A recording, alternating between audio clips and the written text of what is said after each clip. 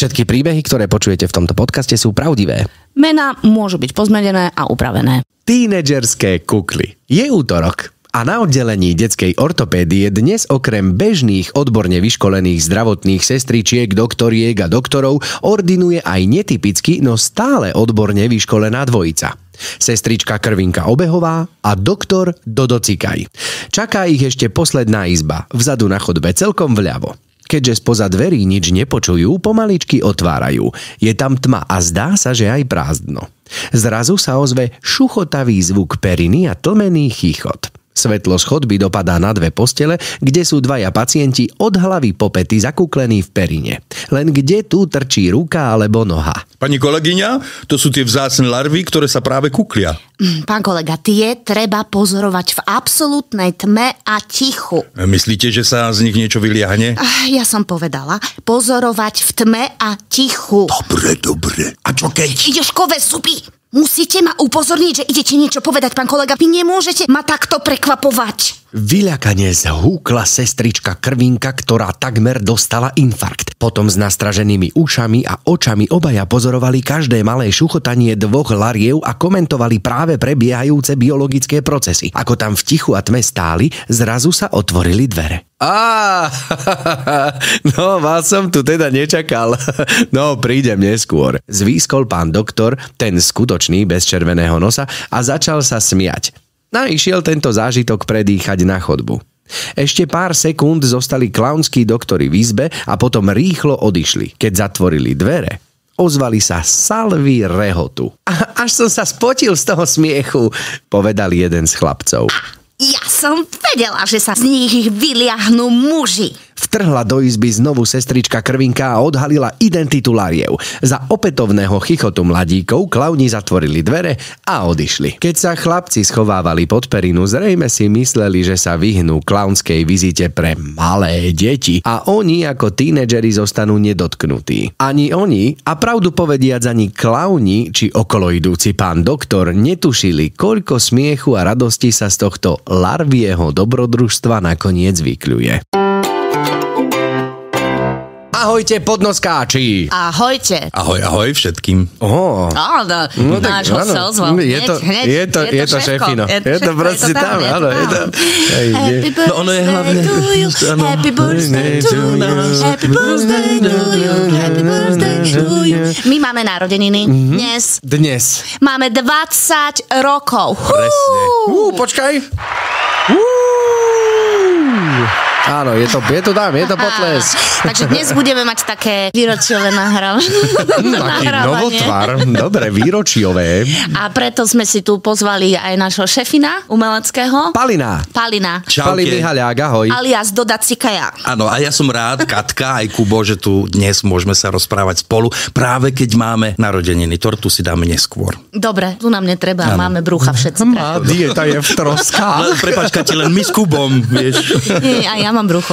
Ako vlastne všetci majú brucho, len my ho máme trošku väčšie. Presne tak. No, ale sme na ňo hrdí, nie? Ale máme témy, aby ste, milí posluchači, vedeli, čo nás všetko čaká nás a čo vás, čo budete mať možnosť vidieť a čo vás neminie, presne tak. Takže čo nás čaká a vás neminie. Máme sa o čom rozprávať a myslím, že to bude prínosné a zaujímavé. Poďme rovno na to, nie? Poďme. Dnes, keď sa to vysiela 5. apríla 2024, ja len popravím, lebo je to takmer 20 rokov, lebo tie naozajstné národky, teda to, čo my máme vlastne v stanovách alebo v štatúte napísané 7. Ale keďže... A prečo to oslavujeme 5. No pretože pátek, blázon svátek, hovoria bratia Češi. A národky sú 7. apríla a my oslavujeme 5. apríla. Ale 7. apríla je nedeľa. Počkaj, nechaj ma sa zamyslieť. Toto nedáva zmysel. 7. apríla je nedeľa. Chceš oslavovať v nedeľu? Áno. V nedeľu musíš predsa vyspávať to, čo oslavíš. Ale v nedeľu sa robia rodinné oslavy. To my musíme, Kubo dobre povedal, dospať. No, presne. My musíme to oslaviť v piatok, aby sme mali ten víkend na regeneráciu. Chlapci, nebudem sa ja zamýšľať nad ničím. Nezamýšľaj sa. Dobre. Každopádne apríl, mesiac oslavy. Áno. Takto. Tak celý apríl. A na piatok 5. 4. 2024. Ano. Sme si naplánovali tú vlastne prvú časť narodeninovej oslavy, lebo my sme sa rozhodli, veď viete, že budeme oslavovať prácou a celý rok. Takže začíname. A budeme oslavovať prácou. To heslo z doby minulej. Ale keďže naša práca je nám aj radosťou, a hlavne radosťou pre ostatných, veď preto to robíme. Lebo vieme, že to potom prináša radosť nám. My sme takí vlastne. A ja to robím, lebo nemám čo robiť. No, dobre, tak a ja pritom mám ešte aj radosť. Ty si dělá. No dobre. Počkajte, ja už som sa úplne zamotal, ste ma pomotali. Zahoď tie papiere, čo si nachystal, Pali, čo musíš povedať. Je piatok 5. apríla 2024 a už sa konečne dostanem k tomu, čo chcem povedať, že dnes sú naši klauni v uliciach, zdravotní klauni. Je to preto, lebo väčšina ľudí má to šťastie, že nás v nemocnici nevidí. Tí, čo nás vidia, tak tým sa snažíme tú radosť priniesť. Ale práve na tie naše národky sme sa teraz spoločne tak rozhodli, že poďme opäť do ulic. Hovorím opäť, lebo sme to mali vlastne pred 5 rokmi a malo to taký pozitívny ohlas aj s verejnosťou, ktorú sme stretali na tých uliciach, ale aj od našich klaunov zdravotných, ktorí sa vlastne priamo v uliciach stretali s ľuďmi, tak sme si povedali, poďme opäť do ulic. Aby si poslucháč vedel predstaviť, čo znamená poďme do ulic. Tak. Čo to znamená? Napriek tomu, že už nás je vyše 70, tak aj tak nemôžeme byť úplne všade. To 70 sa tak rozprchne a tí klauni, ktorí v ten deň môžu. Hologramy by sme mohli? No, čo by bolo, ale máme zo pár väčších miest, kde tí naši klauni v uliciach budú. To znamená, že vlastne sa s nami môžu stretnúť priamo na ulici ľudia. Kde všade budeme? Tak počkaj, ja si pozriem ten papier teraz. Sú to tie väčšie mestá, máme tam Nitru, Bratislavu na niekoľkých miestach, Banskú Bystricu, Košice, Prešov, Žilina, Lučenec. To sú tie mestá, kde niektorí naši klauni zo všetkých regiónov budú a kde ich môžu ľudia stretnúť. Dobre, a to znamená, že človek stretne klauna a my tam budeme... Uteká. Aj to sa môže stať, lebo áno. My tam, čo budeme robiť? Budeme vyšetrovať na ulici, alebo budeme spievať na ulici, alebo čo s nami môže zažiť ten človek? S nami môže zažiť toho klauna. Tak ako robia lekári, aj preventívne prehliadky, tak my vlastne budeme ľudí sa snažiť nabádať alebo inšpirovať, poprosiť ich, aby aj oni si dnes dovolili ten luxus mať trošku radosti a zároveň ho aj šíriť ďalej. Toto je vlastne celé, lebo to naše poslanie je o tej radosti. A to by malo byť to posolstvo, že robme druhým radosť len tak. Ale Kubo! Nie. Že, ja nemám čo dodať. Veď potežme sa. Potežme ducha i telo. Ty 30 krát povieš blbosť a raz tak zatneš perfektne, že to stojí za to. Náhodou, niekedy sa stane, nie? Jasné, takže budeme robiť radosť na uliciach, budeme robiť blbosti, budeme ľudí trošičku reštartovať možno z nejakých každodenných rutín, ktoré zažívajú a meniť im ten stav k príjemnejšiemu, dúfam. Lebo nie je nič krajšie, ako keď máme ťažký deň alebo zachmúrený deň, že nás niečo trápi, lebo dnes máme spoločnosť, že veľa vecí nás trápi a ťažšie sa nám od toho odputáva. A dopriať si to, že len trošku otvoriť sa pre nejakú radosť. Aj keď je to blbosť, lebo vlastne pritom taková blbosť, ale funguje to. Jasné, perfektné. Dobre, to je ako keby jedna nejaká sprievodná akcia popri oslavách. Ktorá sa deje práve dnes, alebo ak to počúvate túto podnosku neskôr, tak ste nás možno stretli, alebo ste o nás počuli, to sme boli my. Áno. Ale to není jediné podujatie. Presne tak. Čo nás ešte čaká tento rok? Lebo 20 je okrúhlych nám. 20 je okrúhlych. To, čo vlastne, keď som povedal, že oslavujeme prácou, tak aby to neznelo teda tak akože z minulého režimu, ale my sme si naozaj pripravili radosť, dúfajme, že to bude radosť aj pre ostatných, pre hlavne detských pacientov na onkologických oddeleniach, ale aj pre nás je to radosť. A to je nový program, ktorý ale ešte je vo výstavbe a vo vývoji a pracujeme na ňom, ktorý bude oficiálne uvedený až niekedy okolo októbra. A ešte vlastne som sa rozhodol, ešte to nebudem prezrádzať, ale máme to v príprave celé. Ale ja môžem povedať, že máte sa na čo tešiť. Bude to šupa. Dobre, ale tešiť sa budú iba tí, ktorí budú v nemocnici. Tak bude z toho nejaký výstup, nie? No určite. Dievčatá na PR už sa ma pýtajú, Pali, už môžeme dať nejaké fotky, už môžeme veci, už sa tešia, že to tak ako dajú a ja hovorím, že zatiaľ si to nechajme pod pokličkou, lebo tá polievka ešte nie je hotová, ešte nie je ani slaná, ani koreň, ešte sa ani zeleninka poriadne neuvarila. Nevesta je neboskaná. Úplne, takže ešte tomu dajme trošku čas, to je aj tak naša klaunská práca, že trošku napíname, aby sme to potom mohli uvoľniť ten pravý čas. Hlavne aj pred týmto programom, ktorý sa spustí na jeseň teda, máme ešte jedno veľké podujatie, ktoré vlastne sa tiež dotkne akoby celého Slovenska, dotkne dokonca aj fyzicky, pretože sme charitatívnym partnerom behu od Tatier k Dunaju. Presne tak. Od Tatier k Dunaju. Presne táto pesnička tiež na tom podujatí zaznie niekoľkokrát. Ako Stužková na Stužkovej.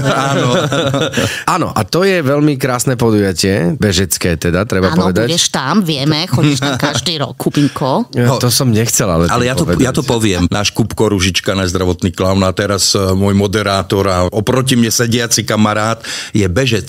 Napriek tomu, že deklaruje brucho, je bežec. Je bežec. Je bežec, Kubo. Áno, ale za združenie bežať nebudeš, lebo ty budeš bežať za iných. To je taká bitka u mňa vo vnútri. Je to taký, vždy sa máme možnosť rozhodnúť, Kubko, ty si sa už rozhodol. Ja by som to nerozpitvával. Aby som to uviedol na pravú mieru. Je to tak, že mám partiu lekárov, kamarátov, s ktorými beháme od začiatku toho podujatia. Ale neber to tak osobne. Od prvého ročníka. A máme tam pána, ktorý je bývalý internista. Ten začal bežať prvý úsek štafetového behu, prvý ročník. Hej? A vlastne my sme si už aj tak v tíme našom tom Pávovi Nurminatori povedali, že a my to robíme už preňho. Lebo on má teraz, ak sa nemýlim, aj 70 rokov. Klobúk dolu. A on začal teda bežať ako 60-ročný s nami a on každý jeden ročník bol. Potom išiel druhý úsek, potom išiel tretí úsek, štvrtý a takto každý rok stúpal a teraz je 12. ročník tohto behu a on si povedal, že si za 12 rokov odbehne celú tú trať, každý jeden úsek. A má poslednú etapu teraz. Áno, vlastne teraz bude bežať úsek 12. bežca v tej štafete. To znamená, že bude dobiehať do toho sadu Janka Kráľa v Bratislave, kde my teda budeme dobiehať s ním a už vlastne sme si aj my všetci povedali, že to už by bolo vlastne od nás veľmi nepekné, keby sme ho v tom nechali, alebo to nejako obmieniali. Dobre, tento argument bereme. Takže bohužiaľ, takto to vyšlo, takže, ale budem s vami určite, veď sa stretneme. Ja bežať nebudem. Prečo? Bohužiaľ kvôli mojej nožke, ešte som nedotrénoval na takéto podujatie, ale určite tam niekde budem. A či budem stretneme na začiatku, možno potom ja sa ospravedlňujem, ale asi autom sa presuniem na ďalšiu.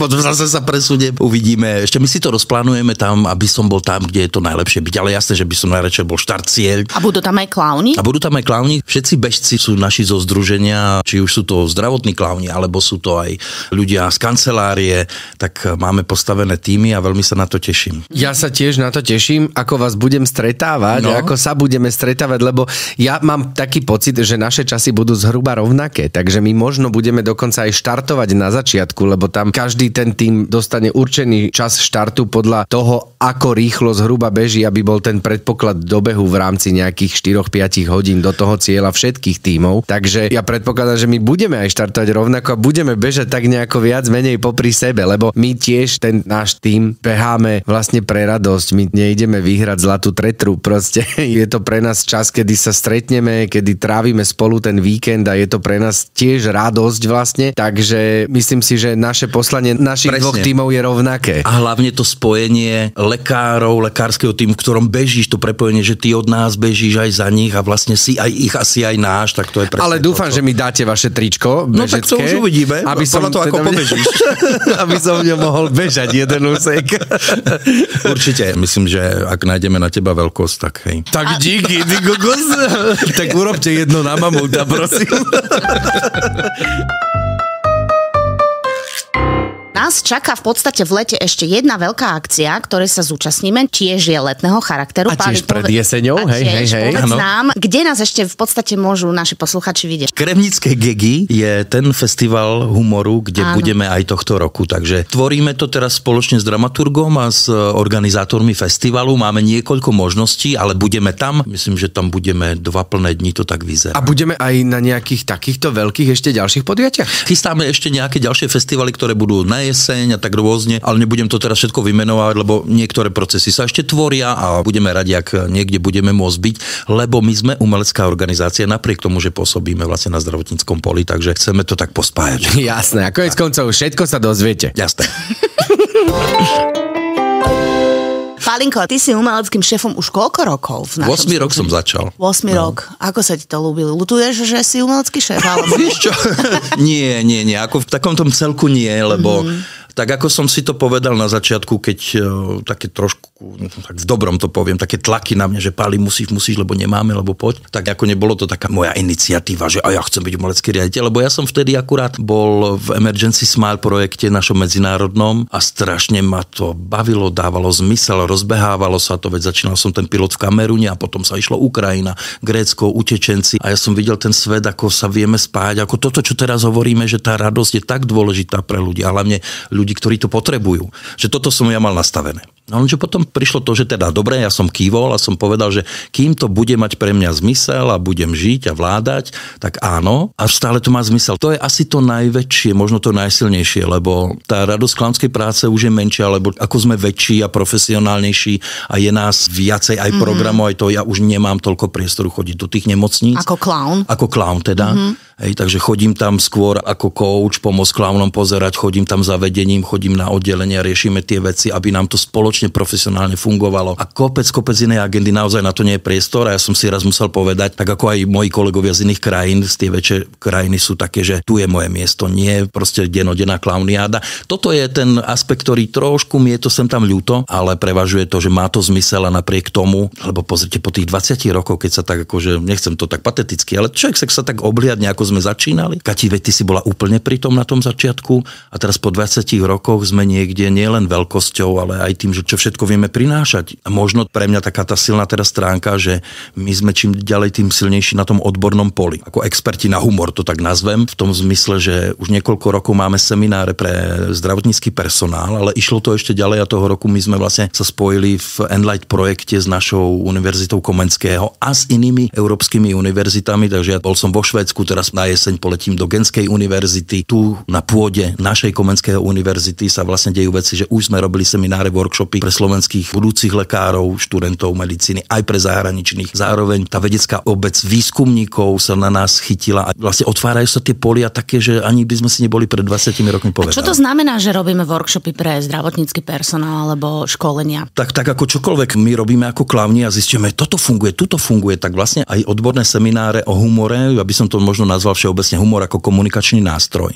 je veľmi dôležitá vec tej komunikácie, kde to má tú pridanú hodnotu nie len dobre odkomunikovať to, čo potrebuje, či lekár, alebo sestrička, alebo medzi sebou, ale obrusuje to hrany v tej napätej situácii dnešného zdravotníctva a vôbec už to ich krásne povolanie, zdravotná sestra alebo lekárka, je ťažké už samo o sebe. A nie je to ešte v podmienkach, ktoré nemáme na tej úrovni vyspelej Európy, tak si to povedzme. Je ich málo, majú veľa polien pod nohami kvôli tomu, že ten systém ešte potrebujeme zdokonaliť. Takže nemajú to už z toho hľadiska jednoduché. Ak robíte nejakú prácu, ktorá je pomáhajúcou profesiou, je ťažká, akákoľvek. A tá komunikácia s použitím humoru, alebo ako humor vedieť aj kognitívne vedome použiť. Už som v tom dlhšie, ako to študujem, vyštudoval som akadémii aj spolu ešte s jedným našim kolegom, s Milanom Chalmovským vo Viedni, kde je vlastne naše Arena Aeronosis International a vzniklo také štúdium takých rôznych intenzívnych subjektov, ktoré študujeme. Má to opäť pole neorané. Je to taká vec, ktorú sa zaoberajú aj psychológovia, aj odborníci na komunikáciu a to, čo som vlastne začal hovoriť, že okrem toho, že im vieme pomôcť tom, ako komunikovať, aby komunikácia bola trošku mäkšia, jemnejšia, tak to prináša to, že tou radosťou, humorom vieme zmeniť veci k dobrému, k lepšiemu, aby nám bolo ľahšie. No, takže tie semináre sú vedené, ako potrebujeme, tak my ich nastavíme a postavíme. My v žiadnom prípade neučíme, či sestry alebo lekárov byť klaunami, to nie. Len ako proste zvládať tie ťažké situácie, trošku priniesť do toho humor a pomôcť sebe a možno aj iným. Hej. A toto vlastne je aj odpoveď na tvoju otázku predtým, že či ešte vládzem. Mohla vlastne sama odpovedať. Mohla, ale ty to vieš. Tvoja otázka predtým, že či ma to baví, alebo vládzem. Ty máš dar, že čo viem ja povedať jednou vetou, ty povieš 30. No, presne. Takže je to super. Je to aj o tom, že vlastne, keď si to porovnáme spred tých 20 rokov, ja som teda pri tom nebol, ale veď vlastne, kde sme začínali? Začínali sme na onkológii, na Kramároch, v jednej nemocnici, 4 klauni. Za tých 20 rokov je nás 70 a vlastne sme sa dostali, myslím, že takmer do každej nemocnice na Slovensku. Je to naozaj takmer každá nemocnica, ktorá má tiež aj vďaka tvojej práce, vďaka práci toho celého tímu, vďaka regionálnym koordinátorom, ktorí vlastne tú komunikáciu medzi tými nemocnicami udržujú stále živú. A to je super. To je to presne presne, čo sa nás ľudia pýtajú, že 70 ľudí, ako to funguje, veď mi hovoria kamoši, že Palo, ty máš väčší ansábel než činohra Národného divadla. Ale ono je to trošku inak, lebo to, čo si spomenul, to vieme, že ako funguje ten systém, že máme regióny, máme 4 základné regióny, kde sú tie týmy. Bratislava bola a je najväčšia, lebo je to aj najväčší región, čo sa týka potreby v nemocniciach a tých koncentrácie tých klaunov, je to tu tak.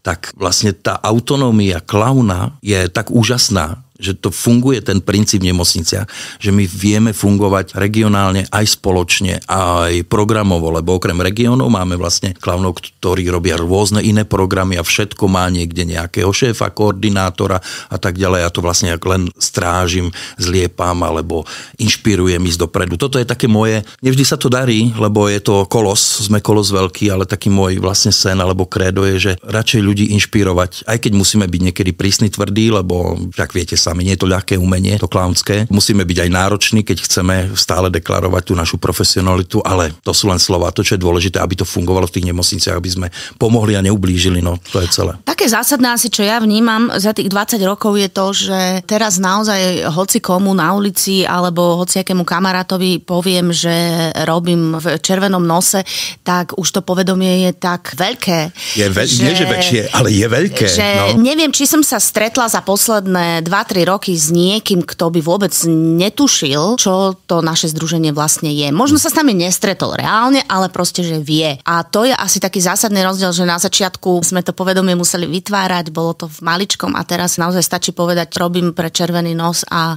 každý to vie nejakým spôsobom zaradiť. Veľa ľudí vie. No. Ja mám tú skúsenosť tým, že ja dennodenne alebo týždenne jazdím po celom tom Slovensku a jazdím z západ až východ a naopak. Tak to cítim, keď zastavím niekde na káve, na pumpu alebo na tankovať a sa mi ľudia prihovárajú. A ty chodíš zásadne len v našej mikine, takže všetci hneď vedia. Všetci vedia.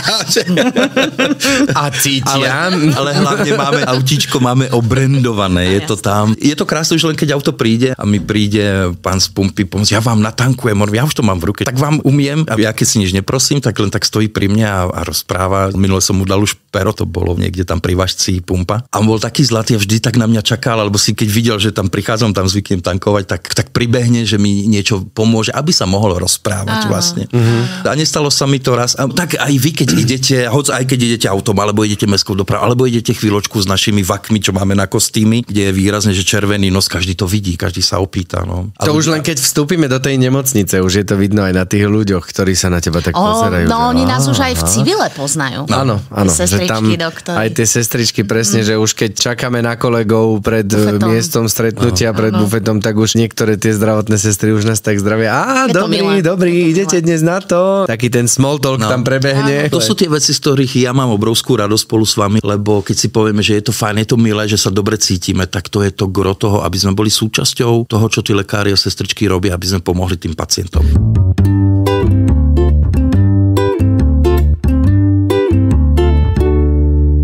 Tým by som zase chcel nadviazať na to, čo si hovoril, na to, čo robíte tie prednášky tým lekárom a teda zdravotnému personálu. To ako funguje? Že vy tam vlastne čo? Ty tam prídeš s Kukým, teda s Milanom Kalmovským a tam začnete prednášať, že no tak... Berme humor vážne, vieš, to vždycky tak začína.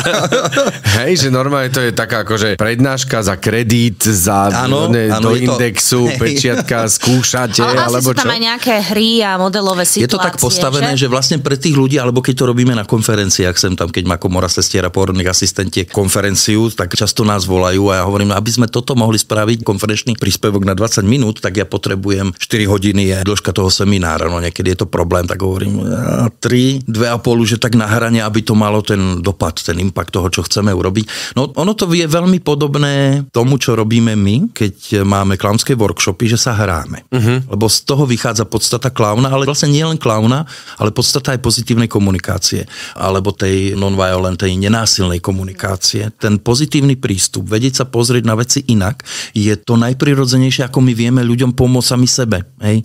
Že už mám toho veľa, primár po mne niečo chce, tam dieťaťu pípa prístroj, tam treba vymeniť kamilu, tam máme odber, toho stresu je tam veľa. A ešte som sa nepohodla s kolegyňou, hej? Však stane sa, sme ľudia. Ne? A teraz ako vedieť od toho urobiť odstup, tak vlastne nič lepšie ako humor nie je. Ale tam sú vlastne dve veci. Je ten, že kto začne humorom komunikovať, reagovať a potom tam je ten príjemca. Takže humor pre ľudí bežne ako komunikačný nástroj nie je o tom, že musia byť klauni, alebo že musia byť majstri humoru a vytvárať. Lebo veľa ľudí mi povedal hlavne v začiatkoch, no ja neviem s tým humorom, alebo ešte horšie nie, tak tie myšlienky, že ja vôbec nemám zmysel pre humor.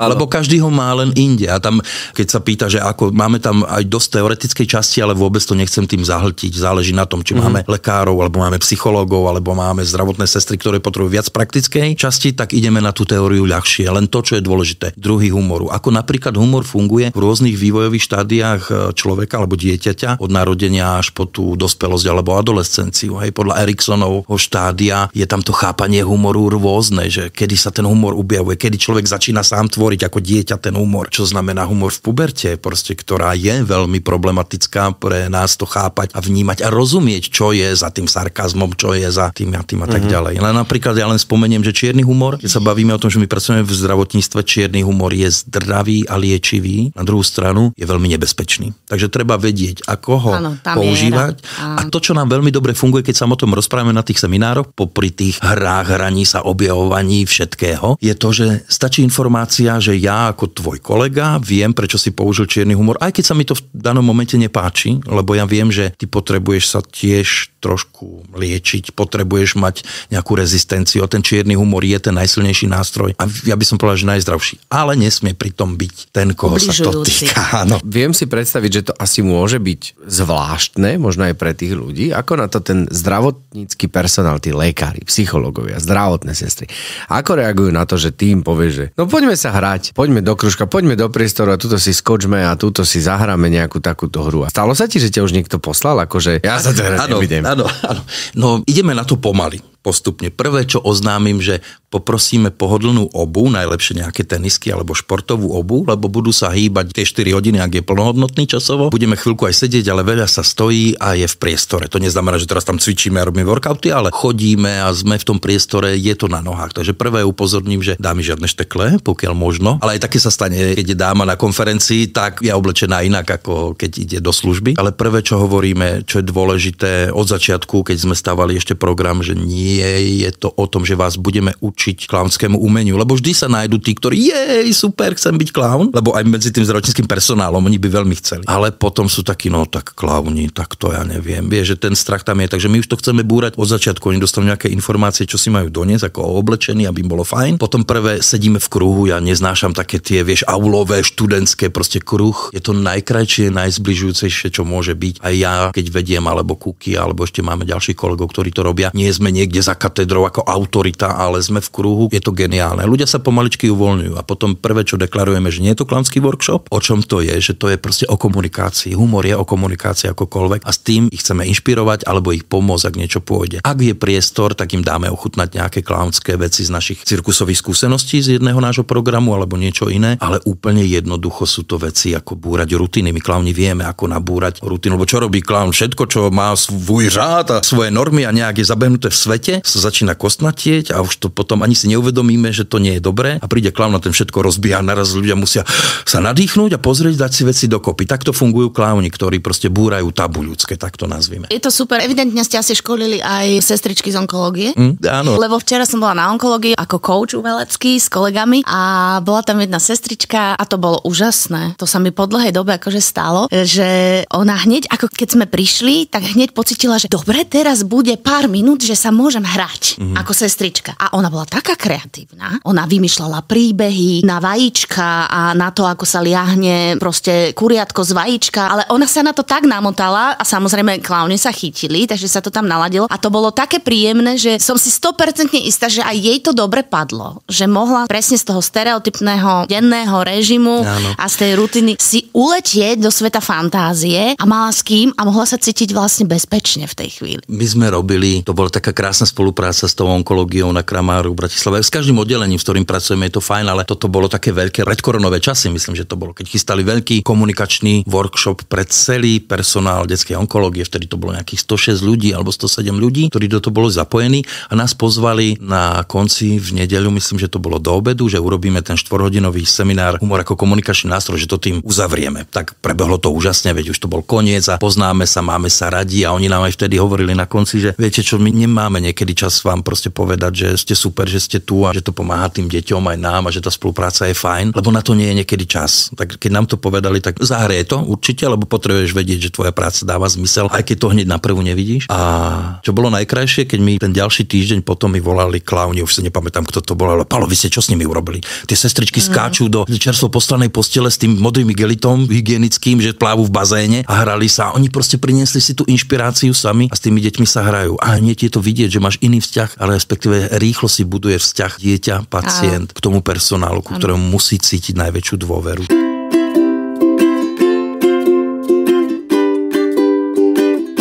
Chcela by som k záveru nášho podcastu za to, že môžeme vôbec toto robiť, že môžeme všetky tieto programy robiť, by som chcela poďakovať nášmu Garymu a pani doktorke Sejnovej, pretože vďaka ním vôbec my tu môžeme 20 rokov byť, pretože keby sa oni dvaja nespojili a nepriniesli vôbec ako keby ten nápad k realizácii, tak my by sme tu, Kubenko, takto podcast nenahrávali. Nevzniklo by to dieťa. Takže chcela by som im za to veľmi pekne poďakovať. Po 20 rokoch je tu krásna organizácia, lebo sme organizácia nezisková. A to, čo Gary priniesol vďaka iniciatíve Danky Sejnovej, ešte stále lekárky na detskej onkológii v ambulantnej časti a v tedajšej prednostky kliniky, tak máš pravdu, Katino. To je tak, ako keď sa narodíš. Ja na každé svoje narodeniny píšem, alebo volám moje mamči, lebo sme v tom spolu a to je isté. To je to isté, kedy Danka Sejnová to videla niekde. A Gary Edwards, ktorý to umenie na profesionálnej úrovni priniesol, presviečal všetkých, že to bude fungovať, lebo nikto o tom nevedel na Slovensku, nikto si to nevedel predstaviť. To je to isté, keď som spomínal, že som chodil na zahraničné misie, keď sme boli na ukrajinskej misii, oni nevedeli tí lekári, že čo to je zdravotný klaun. To isté bolo u nás pred 20 rokmi. A to bol rok 2004. Áno.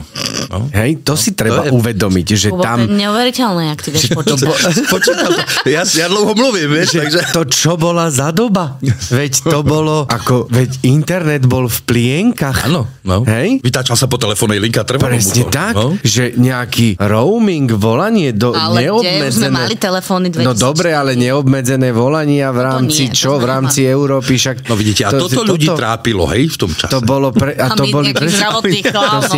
a toto bola tá doba? A teraz tu vzniklo to dieťa, kam sme vyrástli? Všetci sa zmenili, iba ja som sa nezmenila, nestárnem. Presne tak. My sme zmužneli s Kubom. Ty a Zdena Studenková, hej? Pozor, vy ste dve. Takže ja by som toho Garyho uzavrel, že... Nezatváraj ho, nechaj ho. V podcaste, lebo ja viem, že ak sa chytím slova, neviete ma zastaviť, takže ja by som to ukončil, lebo Gary s nami ešte stále je v správnej rade, ako predseda správnej rady a pomáha mi strážiť tú umeleckú časť zo správnej rady, takže stále je aktívny a kedykoľvek niečo potrebujem, tak mi prinesie aj to, čo nepotrebujem. Už sa ohlásil, že mi prinesie nový bubon. Díky, Gary. No presne tak. A teda na záver, úplný záver, teda sme v uliciach dnes, takže ak nás dnes počujete, choďte, alebo kedykoľvek nás vlastne počujete, choďte von a urobte niekomu radosť. Len tak, alebo sa na ňo možno iba tak usmejte. A viete, čo by bolo pre nás najlepším darčekom? Ak môžeme si dovoliť urobiť takú malú výzvu, že dajte radosť niekomu inému, okolo idúcemu, doma, aj ľuďom, aj psíkom, aj mačičkám, ale hlavne niekomu, kto to možno práve potrebuje, ani o tom netuší, tak toto by bol náš najkrajší darček, možno keď to môžem tak za nás všetkých, aby si všetci ľudia, ak chcú osláviť s nami naše 20. výročie, tak chlupneme tak von takú výzvu, že urobte niekomu radosť, maličku. Presne tak. Stačí. Buďme na seba dobrí. Áno. Palinko, máš posledných 7 slov. Poď. Ja neviem, čo povedať. Mám vás rád. Ahojte. Čaute.